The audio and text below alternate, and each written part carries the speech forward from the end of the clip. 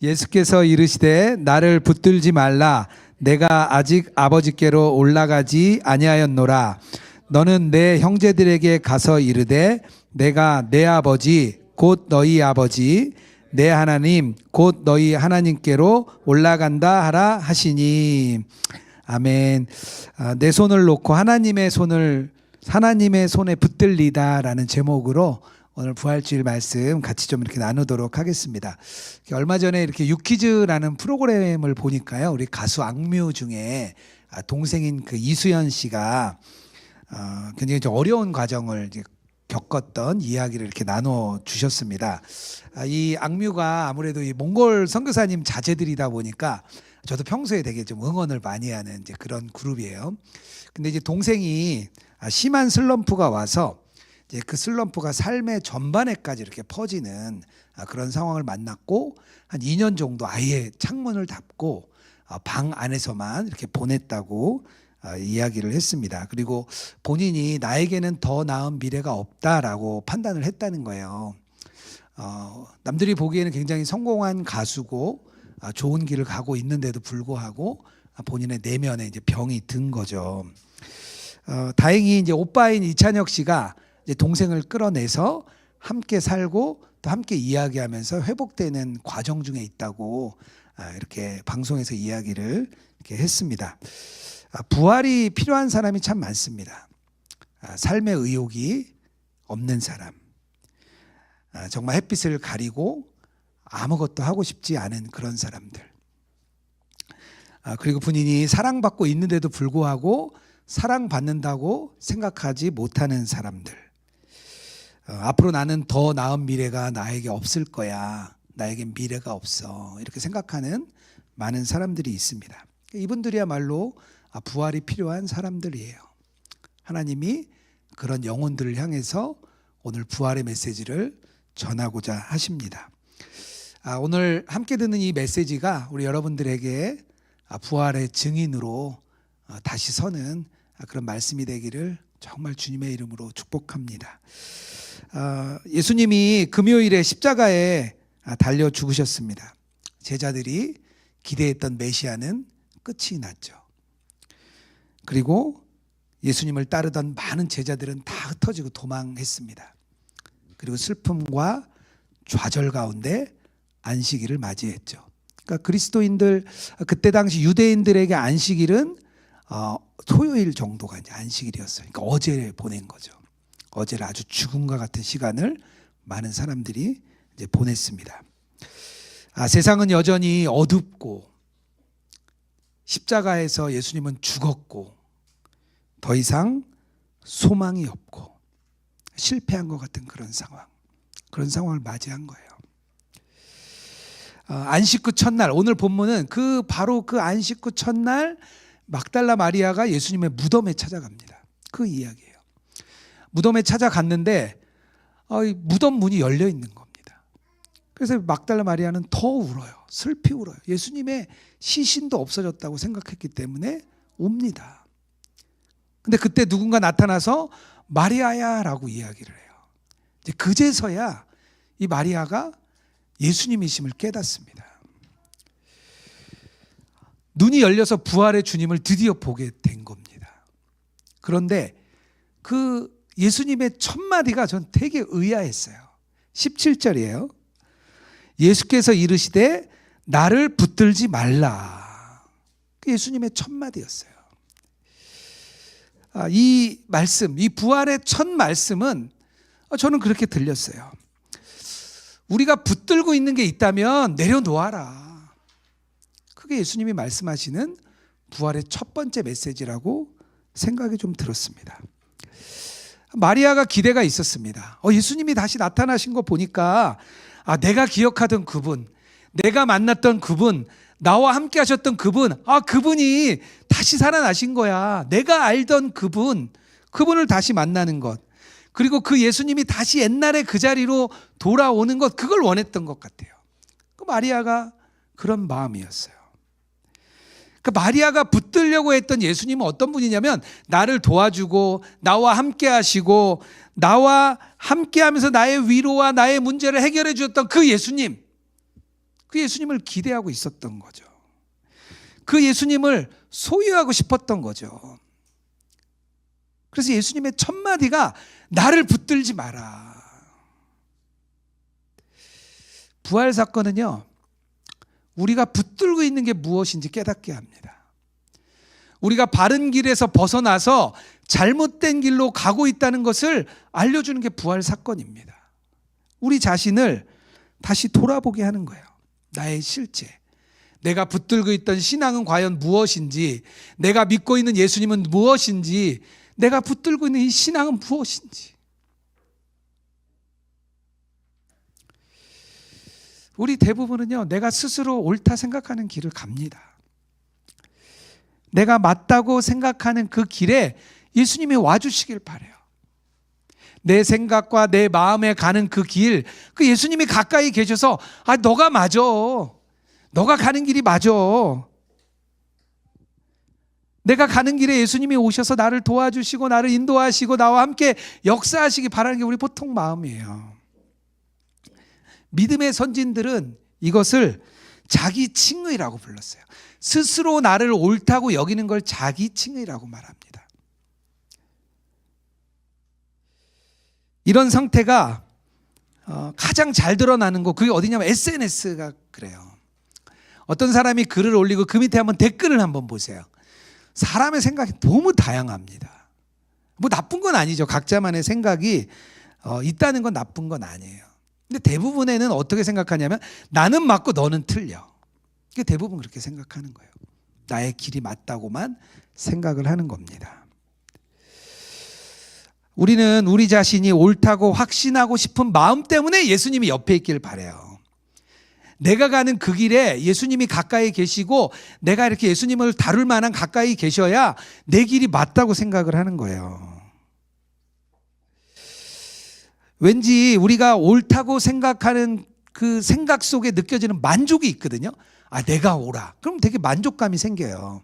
그 만족감 속에 예수님이 가까이 계시면 나는 그 길을 잘 가고 있어 라고 생각을 합니다. 이게 다 나 기준이죠. 나 기준. 하나님의 말씀이 있고요, 예수님이 정하신 길이 있어요. 하나님 나라라고 분명히 주님이 말씀하신 길이 있습니다. 그 길은 모르겠고 내가 가는 이 길이 맞다고 생각하는 거예요. 이게 부활의 때에 우리의 마음을 드러나게 합니다. 우리의 마음의 실체를 보여주는 거예요.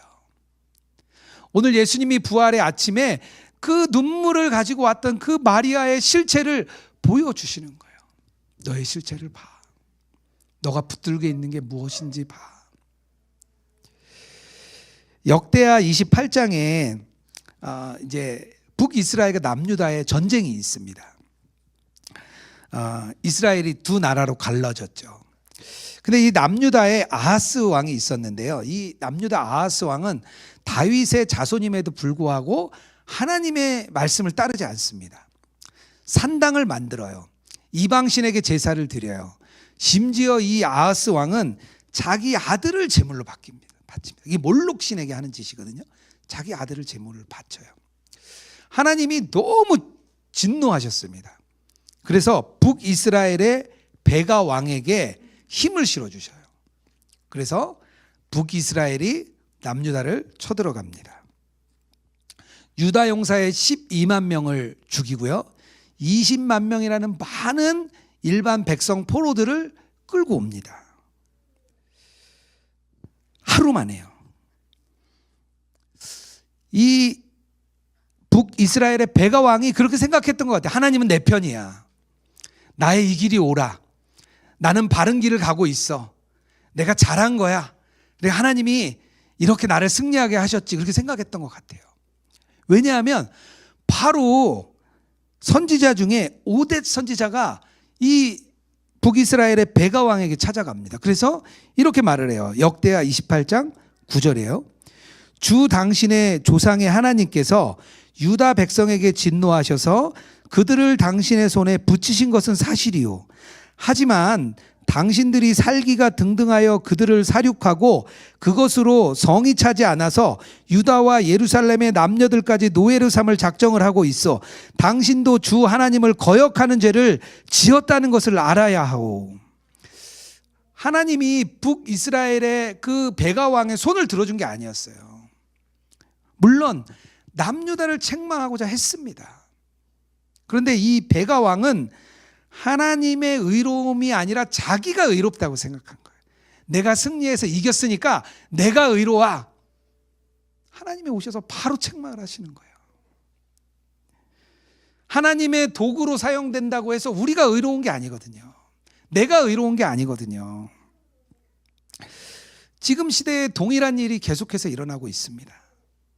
예수님이 다 내 편이길 바라요. 특히 정치적인 문제, 다 예수님이 내 편이길 바랍니다. 좌우로 나눠진 우리 그리스도인들이 서로 하나님이 내 편이라고 생각해요. 전쟁의 문제 마찬가지죠. 지금 일어나고 있는 전쟁도 서로 하나님이 내 편이라고 말하는 거예요.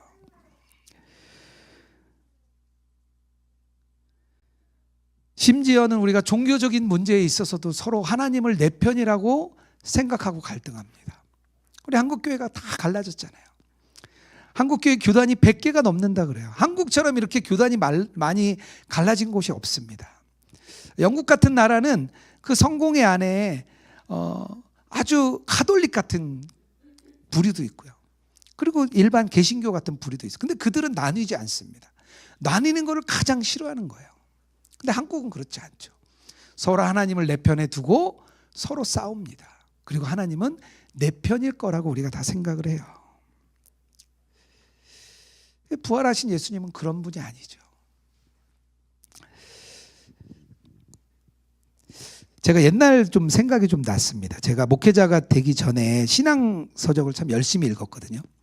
열심히 읽다 보니까 나중에는 이제 그냥 일반 성경 그 설교집만 읽은 게 아니라 기독교 역사책도 읽고 또 조직신학책도 읽고 기독교 강어도 읽고 많이 읽었어요. 많이 읽다 보니까 제 안에 조금 이렇게 교만함이 좀 차기 시작했습니다. 내 의의가 많이 쌓인 거죠. 그래서 제가 참 많이 안다고 생각을 했어요. 그러고 나니까 모든 설교가 마음에 안 들어요. 설교는 다 마음에 안 들어요.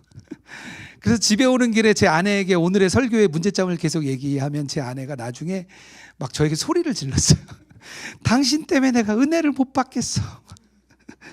지금 생각하면 되게 미안해요. 하루는 교회의 한 집사님과 이렇게 이야기를 나누게 되었습니다. 근데 그 집사님이 교회 안에서 책을 많이 읽는 걸로 소문난 그런 집사님이셨어요. 그러니까 저도 알고 그분도 서로 알았어요. 근데 그분과 대화를 하는데 대화가 아니라 약간 이렇게 배틀이 됐어요. 누가 더 많이 알아? 누가 더 신학적인 서적을 많이 읽었느냐? 읽어봤습니까? 당신 이거 읽어봤습니까? 그거에 대해 어떻게 생각합니까? 그분하고 꽤 오랫동안 그런 이야기를 서로 나눴어요. 근데 대화가 끝났는데 제가 좀 진 것 같았어요. 제가 너무 예의를 차렸어요. 그분에게. 나이도 저보다 많았기 때문에 예의를 차리다 진 것 같아서 너무 속이 상했어요. 잠이 안 오더라고요. 그날 밤 잠이 안 와서 다시 그분을 만나기만 기다렸어요. 제가 지금 생각해도 참 되게 창피해요. 그러니까 그런 걸 신학의 사춘기라고 말하더라고요. 조금 알았을 때 내 마음이 너무 커지고 다른 사람을 우습게 여기는 교만이 가득 차는 거죠. 그런 걸 우리가 붙들고 있는 거예요. 예수님이 오늘 부활의 아침에 그 붙든 걸 내려놓으라는 거예요. 빈손으로 와도 돼. 너희들 가지고 있는 거 다 내려놔도 돼. 우리의 성공과 실패와 상관없어. 예수님이 우리와 함께 하시겠다고 약속하셨거든요. 그건 우리의 어떠함 때문이 아니거든요. 그냥 십자가의 사건을 믿는 자들에게 예수님은 함께 하시겠다고 그 약속을 하셨습니다. 그 약속 때문에 우리가 빈손으로 갈 수 있는 겁니다. 아무것도 없어도, 잘한 게 아무것도 없어도 그냥 갈 수 있는 거예요. 우리가 아무리 실패해도 하나님이 함께 하시겠다는 그 약속이 흔들리지 않습니다. 그 예수님이 우리와 함께 하심이 의로움이에요. 우리 스스로에게 의로움이 나오는 게 아니고요, 예수님이 나와 함께 하시기 때문에 우리가 의로운 거예요. 그래서 루터는 이거를 낯선 의라고 불렀어요. 외부에서 들어오는 그 의로움이라 그래서 낯선 의라는 표현을 썼습니다. 오늘 우리에게 주시는 첫 번째 말씀은 우리가 붙잡고 있는 걸 놓아라. 예수님을 내 편으로 만들고 싶은 마음 놓아라. 그 마음을 내려놓길 원합니다. 그게 부활의 첫 걸음입니다.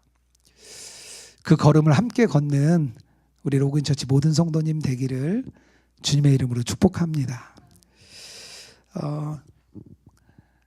주님을 붙들고 있는 것, 내가 붙들고 있는 걸 놓은 뒤에 주님이 말씀하시는데요, 뭐냐면 하나님의 새로운 부름이 우리 안에 있습니다.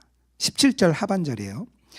내가 아직 아버지께로 올라가지 아니하였노라. 너는 내 형제들에게 가서 이르되 내가 내 아버지 곧 너희 아버지 내 하나님 곧 너희 하나님께 올라간다 하라.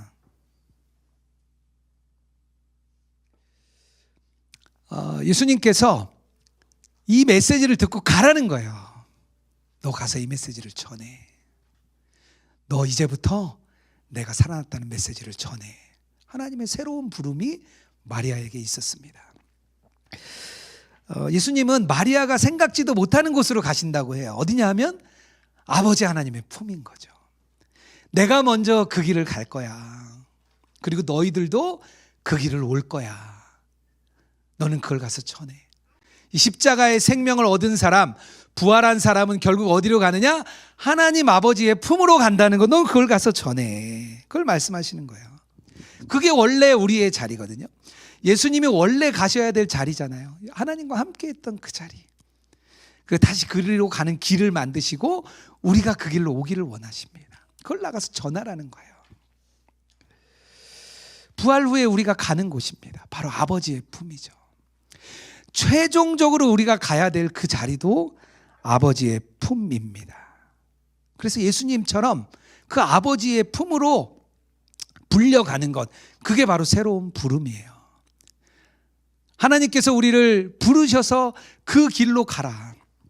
너희는 가서 그것을 전하라는 겁니다. 그 죽음의 구렁텅이에서. 부활은 절대 죽음을 부정하지 않습니다. 이 죽음과의 싸움이 얼마나 거대한 전투였는지 말을 해주고 있어요.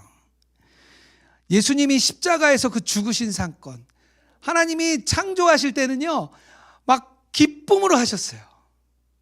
막 6일 동안 창조하시고 7일 날 쉬셨잖아요. 그런데 하나님이 새로운 창조, 새로운 부르심에는요, 피눈물을 흘리십니다. 자기 아들을 십자가에 죽일 수밖에 없어요. 이게 새로운 창조, 새로운 부름의 거대한 싸움이에요. 이게 죽음과의 싸움이거든요. 예수님도 그 싸움을 두렵다 말씀하셨어요. 아버지, 이 잔이 내게서 떠나가기 원합니다. 그렇게 말할 정도로 이 죽음과의 싸움은 아주 거대한 싸움입니다. 이 죽음은요, 예수님을 아주 가장 악랄하게 괴롭히도록 그런 허락을 받았어요. 예수님은 그래서 악랄하게 죽이는 거죠. 그러니까 우리가 죽음을 생각하고 죽음을 맞이할 때 두려워하는 건 너무 당연해요. 그럴 수밖에 없어요.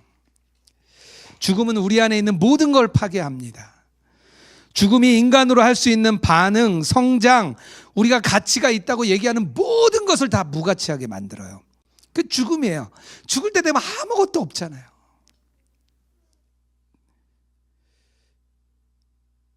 그런데 그 예수님이 그 죽음과의 싸움에서 승리하셨어요. 그래서 부활은 새로운 삶, 새로운 부름입니다. 우리를 다시 죽음에서 부르시는 거예요. 죽음이 결국은 하나님 앞에 굴복합니다.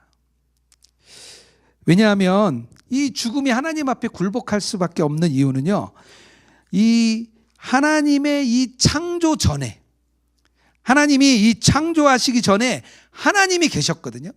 그리고 그 뒤에 죽음이 생긴 거예요. 그러니까 죽음이 와도 하나님은 죽음 전의 상태에 계셨거든요. 그러니까 죽음이 할 수 있는 걸 다 해도 하나님을 건드릴 수가 없습니다. 죽음이 우리의 모든 세계를 파괴할지라도 창조주이신 하나님은 건들 수가 없어요. 그래서 죽음 후에 남는 게 하나님입니다. 그래서 우리가 죽음을 맞이하면 하나님이 우리를 부르시는 거예요. 그게 죽음이에요.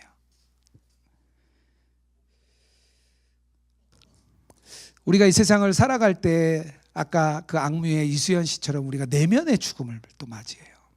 아무것도 할 수 없는 무너짐,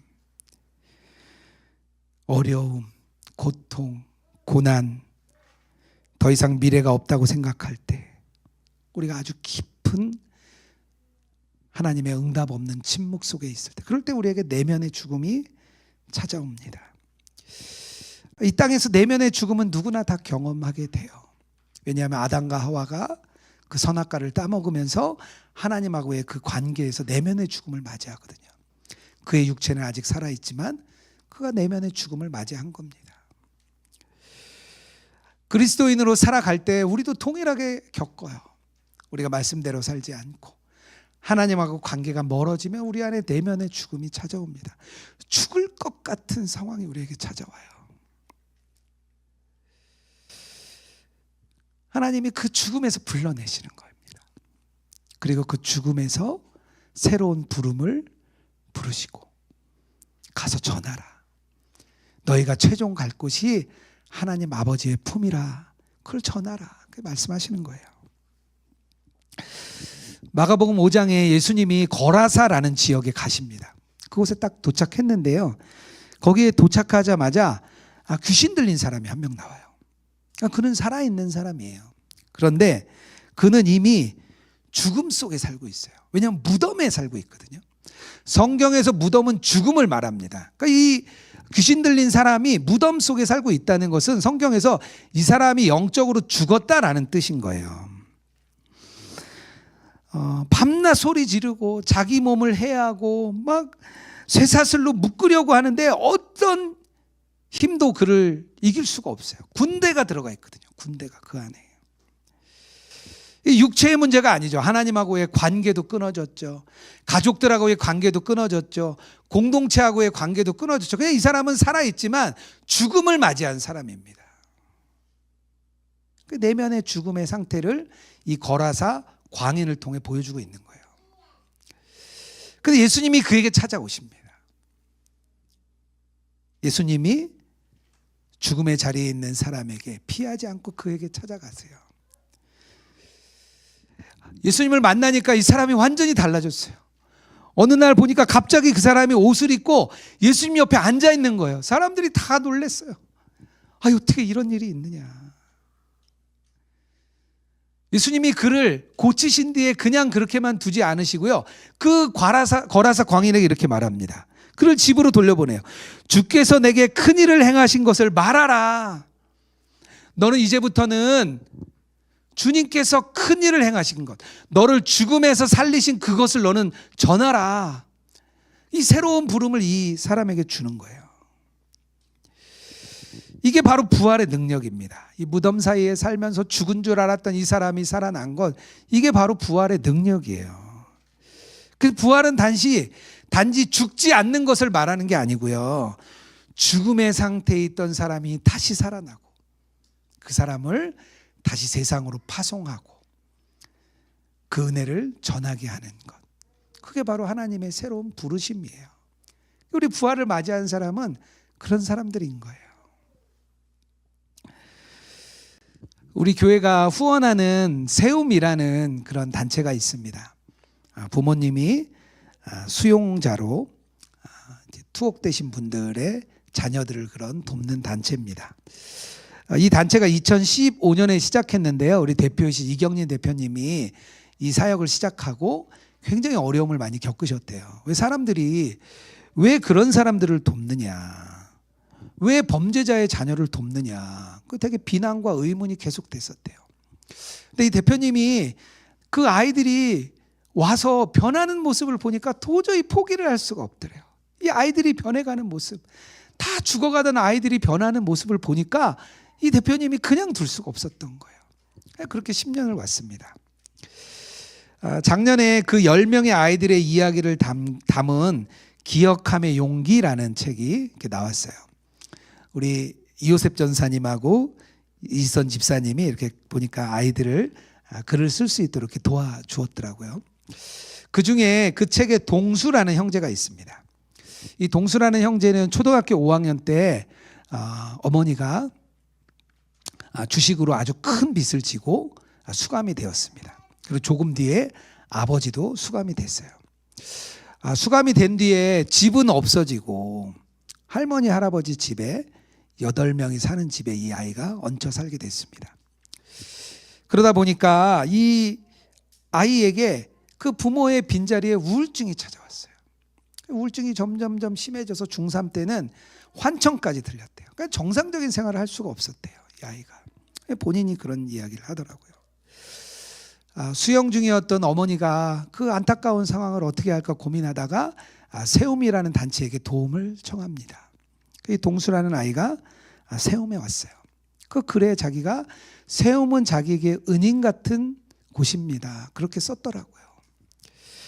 한 번은 이 세움에서 몽골로 봉사 여행을 이렇게 갔습니다. 몽골로 봉사 여행을 가서 그곳에서 봉사 활동을 하고 돌아오는 마지막 날 저녁에 아이들끼리 모임이 있었대요. 다 같이. 근데 그날 그 마지막 날 아이들의 마음이 다 열려가지고 자기의 어려움을 고백하고 나눴대요. 이 동수라는 아이도 그날 자기의 아픔과 실패와 어려움을 자기가 고백했다고 했습니다. 그날이 자신의 평생 잊을 수 없는 날이 되었다고 동수 형제는 말을 했어요. 그날로 많이 좋아진 거죠. 이 어린 학생에게 그 내면의 죽음이 있는 거죠. 근데 그 세움의 그 봉사자들, 또 세움을 섬기는 그 간사님들, 그 세움의 대표님, 또 많은 분들이 그 형제를 불러준 거예요. 보니까 이 형제가 지금은 자기가 봉사자로 그 세움의 동생들을 돕는 일을 본인도 이렇게 하고 있습니다.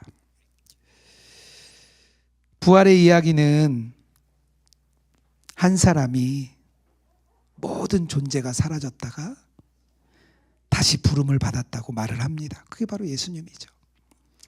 그리고 그것을 믿는 우리에게 동일한 일이 일어날 거라고 성경은 말합니다. 하나님이 우리를 찾아와셔서 동일하게 부르시는 거예요. 죽음에서 생명으로. 그리고 너희들은 나가서 이것을 전하라. 그게 주님의 새로운 부르심이에요. 우리에게 이제 사명이 생겼습니다. 부활을 맞이한 우리들은 우리가 먼저 부활의 은혜를 누리고 세상에 나가서 전하는 거예요. 그게 주님의 새로운 부르심이에요. 부활의 아침에 막달라 마리아가 예수님을 붙들고 싶었죠.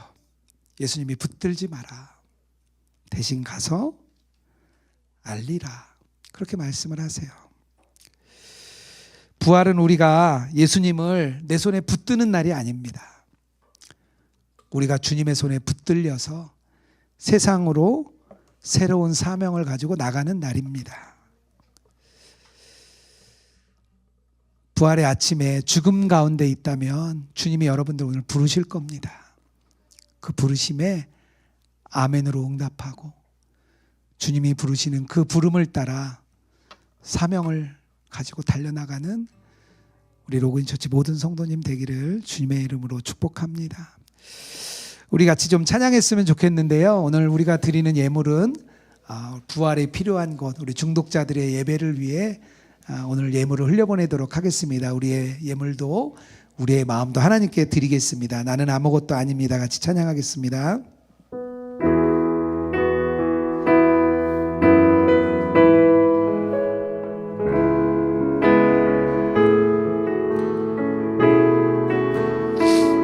나는 아무것도 아닙니다.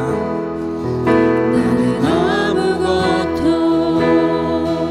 아닙니다. 주님의 주님의 사랑이 없으면 주님의 사랑이 없으면 나는 아무것도 모릅니다.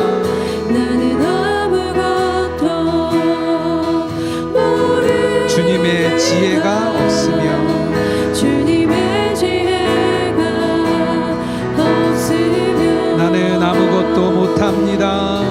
나는 아무것도 못합니다. 주님의 능력이 없으면 나는 한순간도 못 삽니다. 나는 한순간도 못 삽니다.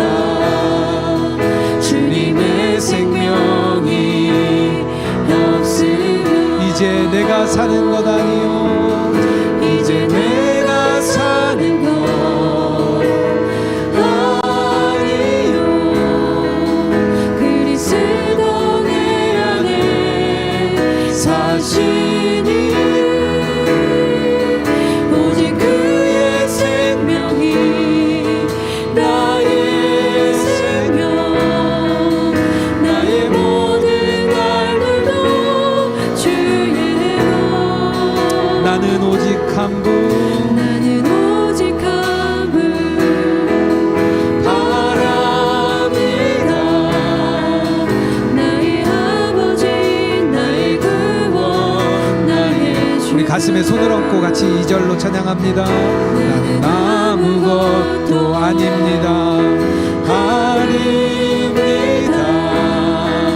주님의 사랑이 없으면 나는 아무것도 모릅니다. 나는 아무것도 모릅니다. 주님의 지혜가 없으면 나는 아무것도 못합니다. 나는 아무것도 못합니다. 주님의 능력이 없으면 나는 한순간도 못 삽니다. 나는 한순간도 못 삽니다. 주님의 생명이 없으면 이제 내가 사는 것 아니요 이제 내가 사는 것 아니요 그리스도 내 안에 사시니 오직 그의 생명이 나의 생명 나의 모든 날들도 주의 이제 내가 사는 것 아니요 이제 내가 사는 것 아니요 그리스도 내 안에 사시니 오직 그의 생명이 나의 생명 나의 모든 날들도 이제는 내가 사는 것 아니요 이제 내가 사는 것 아니요 그리스도 내 안에 사시니 오직 그의 생명이 나의 생명 나의 모든 날들도 주의 것 나는 오직 한 분 나는 오직 한 분 바랍니다. 나의 아버지 나의 구원 나의 나는 오직 한 분 주. 바랍니다. 나는 오직 한 분 바랍니다. 나의 아버지 나의 구원 나의 주. 이 시간 우리가 함께 기도하며 나가기 원합니다. 우리 안에 정말 부활이 필요한 사람들 많습니다. 죽음에서 생명으로 주님이 오늘 옮기실 줄 믿습니다. 먼저 내 편에 예수님이 내 편 되기를 원하는 그 붙들려는 마음 내려놓게 하시고 부활의 주님 앞에 빈손으로 서는 그런 저희들 되게 하여 주시옵소서. 두 번째로 기도할 때 우리의 낙심과 상처와 두려움과 같은 죽음의 자리에서 부활의 자리로 부르시는 주님의 부르심에 응답하는 저희들 되게 하여 주시옵소서. 우리를 아버지 품으로 생명으로 인도하시는 그 주님이 이 사명을 가지고 나가 전하라 말씀하십니다. 우리에게 생각나게 하는 분 있다면 하나님이 그분에게 이 부활의 생명을 전하기 원하는 것이라 믿습니다. 오늘 우리가 예배를 잘 드리고 주님 앞에 은혜를 받을 뿐 아니라 우리의 부활은 예배장을 떠나 예배 현장을 떠나 우리 삶의 현장에서 나타납니다. 우리가 돌아가서 우리의 부활을 전하는 그런 사명을 붙드는 우리 로그인처치 모든 성도 되게 하여 주시옵소서. 우리 두 가지 기도 제목으로 함께 기도하며 나가겠습니다. 하나님 아버지, 우리가 주님 앞에 나아갑니다. 하나님, 내 편이신 예수님을 붙들기 원했습니다. 예수님은 내 편이기만을 원했습니다. 나의 이익, 나의 이로움, 내가 이루고자 하는 것, 내가 갖고자 하는 것, 내가 성취하고자 하는 것, 그곳에 예수님이 있어주길 바랬습니다. 예수님은 나를 붙들지 마라. 너희는 빈손으로 오라. 내가 너와 약속하노라. 너희는 내게 빈손으로 나오라. 내가 가진 의를 내려놓으라.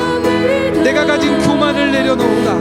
내가 가진 욕심을 내려놓으라. 내가 가진 잘못된 의를 내려놓으라. 주님 말씀하십니다. 예수님이 내 안에 계신 것이 나의 의로움인 줄 믿습니다. 하나님, 나의 의를 내려놓는 저희들 되게 하여 주시옵소서. 교만한 마음을 내려놓는 저희들 되게 하여 주시옵소서. 남을 아버지 탓하고 다른 사람을 업신여기고 교만했던 마음이 있다면 하나님 이 시간 내려놓게 하여 주시옵소서. 하나님, 낮아짐의 영성으로 나아가는 저희들 되게 하여 주시옵소서. 부활하신 주님 앞에 오직 예수님이 함께 하심을 믿고 빈손으로 나아갈 수 있는 그 마음을 하나님 우리에게 허락하여 주시옵소서. 하나님, 우리에게 낙심이 있습니다. 상처가 있습니다. 두려움이 있습니다. 무너짐이 있습니다. 하나님, 우리의 마음이 아버지 죽음과 같은 시간을 겪습니다. 하루에도 여러 번 하나님 우리는 죽음 가운데 고합니다. 아무것도 하고 싶지 않은, 모든 게 무너져 내린 것 같은 하나님 그런 죽음이 우리 안에 있습니다. 하나님, 그 죽음의 그 아침에 하나님 우리를 부르시는 줄 믿습니다. 너는 나의 아들이라. 나는 너의 아버지 됨이라. 너는 내 백성이라. 나는 너의 하나님 됨이라. 하나님의 부르심 앞에 온전히 응답하며 나가는 저희들 되게 하여 주시옵소서. 죽음 같은 자리에서 생명으로 부르시는 주님의 자리로 나아가는 저희들 되게 하여 주시옵소서. 새로운 삶, 새로운 사명 하나님 우리에게 주신 줄 믿습니다. 하나님, 우리가 예수님과 동행할 뿐만 아니라 세상에 나가서 그리스도인으로 살아내는 저희들 되게 하여 주옵소서. 아버지, 죽음 가운데 있는 많은 영혼들에게 생명을 전하는 저희들 되게 하여 주옵소서. 세상에 죽은 길을 향해 따라가는 사람들, 세상 영광을 향해 따라가는 사람들, 세상이 죽음의 길인지 모르고 살아가는 사람들 너무나 많습니다. 하나님, 그들에게 부활의 생명을 전하게 하여 주옵소서. 하나님, 그들에게 하나님의 생명을 전하게 하여 주옵소서. 그 생명으로 우리를 부르신 줄 압니다. 하나님, 이 부활이 우리에게 새로운 부르심이 되는 줄 믿습니다. 하나님, 그 부르심을 향하여 달려나가는 저희들 되게 하여 주옵소서. 하나님, 우리의 가족이, 우리의 남편이, 우리의 아내가, 우리의 아들이 죽음의 길에 있습니다. 나와 가까운 친구와 동료와 가족들이 하나님 죽음의 길에 있습니다. 하나님, 그들에게 생명을 전하는 저희들 되게 하여 주옵소서. 우리가 가는 곳이 생명이 전해지게 하시고, 우리가 거하는 곳이 생명의 자리가 되게 하시고, 우리가 가는 그곳이 생명을 선포하는 자리가 되게 하여 주옵소서. 하나님, 우리의 삶이 교회 안의 삶이 되지 않게 하시고 세상 속의 그리스도인 되게 하여 주옵소서. 세상 가운데 주의 생명을 전하는 자 되게 하여 주옵소서. 주의 생명으로 살아가는 자 되게 하여 주옵소서. 그 생명으로 온전히 걸어가는 저희들 되게 하여 주시옵소서.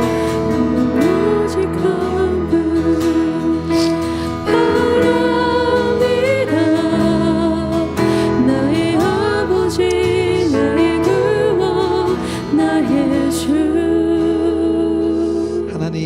감사합니다. 부활의 아침을 주셔서 감사합니다. 낙심한 우리들에게 새 힘을 주셔서 감사합니다. 하나님, 이 부활절이 낙심과 상처와 두려움의 죽음 같은 자리에 있는 영혼들이 살아나는 그런 주일 되게 하여 주시옵소서. 특별히 부활의 새로운 부르심에 아멘하고 우리가 달려나가는 저희들이 될 줄 믿습니다. 하나님, 이 부활의 아침에 정말 주님이 원하시는 길로 걷는 저희들 되기 원합니다. 특별히 주님께서 부활의 생명을 전하라 우리에게 말씀하셨으니 우리가 예배를 마치고 교회당을 떠나 우리 삶의 현장에서 생명을 전하는 저희들 되게 하여 주시옵소서. 부활이 필요한 많은 영혼들 있습니다. 그 영혼들에게 그리스도의 생명을 전하고 알리는 귀한 사명이 우리의 사명 되게 하여 주시옵소서. 특별히 우리 로그인 처치 온라인 교회로 부르셨습니다. 온라인상에 죽어가는 많은 영혼을 향하여 하나님 그들에게 생명을 알리는 귀한 사명이 하나님 우리 교회 안에 온전히 이루어지게 하여 주시옵소서. 하나님, 오늘 드린 예물이 부활이 필요한 영혼들에게 흘려보내기 원합니다. 특별히 마약 중독, 알코올 중독, 약물 중독, 도박 중독, 여러 중독에서 죽음과 같은 시간을 보내는 그 영혼들이 부활하는데 생명을 얻는 데 사용되게 하여 주시옵소서. 이 예물이 흘러가는 그곳에 하나님의 생명이 온전히 나타날 수 있도록 주여 은혜를 더하여 주소서. 특별히 우리 예물 드린 손길들 주님 축복하여 주시옵소서. 부활의 예물 마음 다해 드렸습니다. 우리 예물 드린 손길들 위에 하나님의 놀라운 은혜를 허락하여 주시옵소서. 이제는 우리 주 예수 그리스도의 은혜와 하나님 아버지의 사랑과 성령의 교통하시고 동행하심이 부활의 새로운 생명을 받아 세상에 전하라는 그 부르심에 응답하는 우리 로그인 처치 모든 성도들과 온라인상의 주의 백성 위에 이제로부터 영원토록 함께 하시기를 축원하옵나이다. 아멘.